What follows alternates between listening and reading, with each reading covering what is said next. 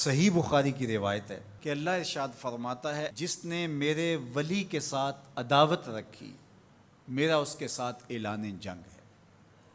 تو پھر کتنا حساس معاملہ ہو گیا جب ولی کی عداوت، ولی کی دشمنی اللہ سے دشمنی قرار پائی کہ اب اس کا میرے ساتھ اعلان جنگ ہے، تو اب پھر ہمارے لیے ضروری ہو گیا کہ ولی کو پہچانے کہ ولی ہے کون، کہیں ہم اس کی مخالفت نہ کر بیٹھیں اور ہم اللہ جل شانہ کے قہر و غضب کا شکار نہ ہو جائیں۔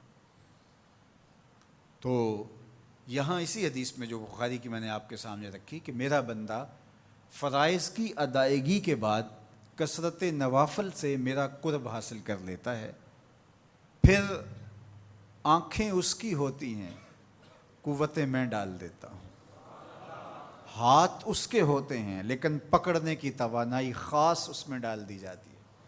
فَكُنْتُ سَمْعَهُ الَّذِي يَسْمَعُ بِهِ، کان اس کے ہوتے ہیں لیکن وہ میری اس دی ہوئی خاص قوت سے سنتا ہے۔ ہاتھ اس کے ہوتے ہیں لیکن پکڑائی کی قوت خاص طور کے اوپر میں اس میں ڈال دے۔ پاؤں اس کے ہوتے ہیں لیکن وہ میری عطا کردہ خاص قوت سے چلتا ہے۔ آصف بن برخیہ آنے واحد کے اندر تخت بلقیس لے آیا کہ نہ لے آیا؟ قرآن نے بیان کیا ہے نا، آنے واحد میں 1 مہینہ جاتے ہوئے لگتا تھا، 1 مہینہ آتے ہوئے لگتا تھا۔ حضرت سلیمان علیہ السلام نے کہا کہ بلقیس آ رہی ہے، بس وہ شہر سے باہر پہنچ گئی ہے، تو کوئی ہے جو اس کا تخت لے کر آئے، اس کے آنے سے پہلے حاضر کر دے۔ اور وہ تخت مکفل کر کے آئی تھی، 60 ہاتھ چوڑا تھا، 80 ہاتھ لمبا تھا اور کئی ہاتھ موٹا تھا۔ تو کہا کوئی ہے جو اس کے آنے سے پہلے لے آئے؟ قال عفریت من الجن، ایک جن کھڑا ہو گیا، کہا حضور میں لے آتا ہوں۔ کب لاؤ گے؟ کہا کہ مجلس برخاست ہونے سے پہلے پہلے تخت آ جائے گا۔ بڑی بات تھی، لیکن سلیمان نے کہا نہیں، مجھے اس سے بھی پہلے چاہیے۔ کیا شان ہے، پیغمبر تھے، کہا مجھے اس سے بھی پہلے چاہیے۔ تو پھر کیا ہوا؟ قرآن پڑھیے، قال الذی عندہ علم من الکتاب، جس کے پاس کتاب اللہ کے علم کا کچھ حصہ تھا۔ زبور ساری کا عالم نہیں تھا، زبور کی کچھ آیتوں کا عالم تھا۔ اس نے کہا آنا آتی کا بہ، جی حضور میں لے آتا ہوں۔ یہ تو دوپہر تک لا رہا ہے، تم کب لاؤ گے؟ کہا قبل ان یرتد الیک طرفک، آپ آنکھ بعد میں جھپکیں گے، تخت پہلے پڑا ہوگا۔ یہ قرآن نے کہا ہے نا۔ اور ابھی حضرت سلیمان نے آنکھ جھپکی نہیں تھی تو تخت سامنے پڑا تھا۔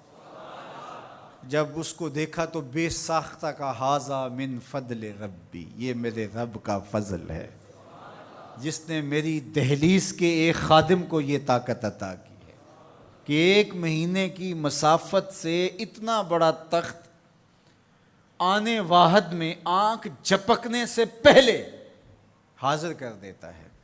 آنا آتی کا بے ہی، لفظ سنیے، آنا میں، آتی کا آتا ہوں، بے ہی اس کو ساتھ لے کے، یعنی میں ابھی گیا اور ابھی آیا اور تخت بھی لے آیا، اور وہ وہاں سے غائب بھی دکھائی نہیں دیا اور تخت بھی وہاں موجود تھا۔ اور حضرت سلیمان نے کہا کہ یہ میرے رب کا فضل ہے، اور اس کہانی کو میرے رب نے قرآن میں بیان فرمایا۔ جو کرامات پچھلے انبیاء علیہم السلام کی امتوں کے اولیاء کو حاصل تھیں، وہ اس امت کے اولیاء کو بھی حاصل ہو سکتی ہیں۔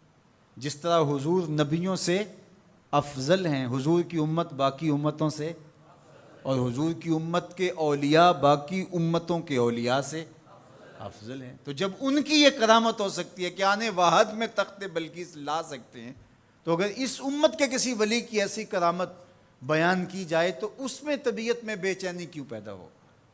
یہ تو حضرت سلیمان کی امت کے ولی کو بھی اللہ کمال دیا ہے، تو محمد عربی کے غلام کو کیوں نہیں دے سکتا؟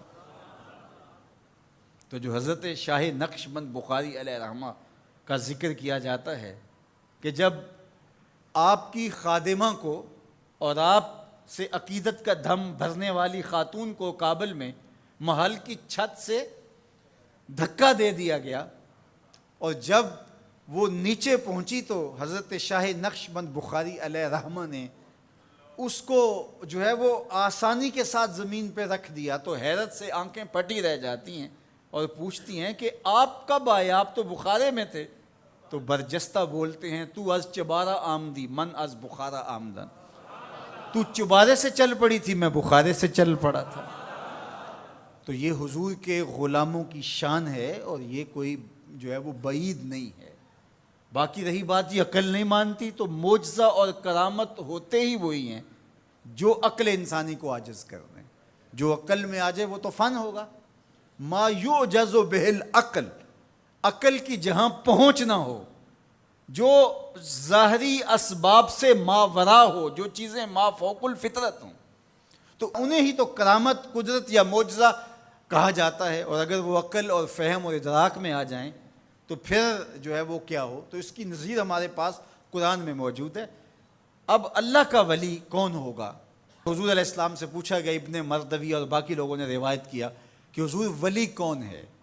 تو حضور علیہ السلام نے ارشاد فرمایا، اذا رؤوا ذکر اللہ، جس کو دیکھو خدا یاد آ جائے، جس کو دیکھنے سے رب یاد آ جائے، جس شخص کی صحبت میں بیٹھ کے رغبت دنیا کم ہو اور رغبت آخرت بڑھ جائے، اس کی صحبت غنیمت سب۔ اچھا، قرآن نے جو ولی کی علامت بیان فرمائی وہ یہ ہے، الذین آمنوا وکانوا یتقون، یعنی ولی کی جو علامتیں ہیں وہ ایمان اور تقوی ہے۔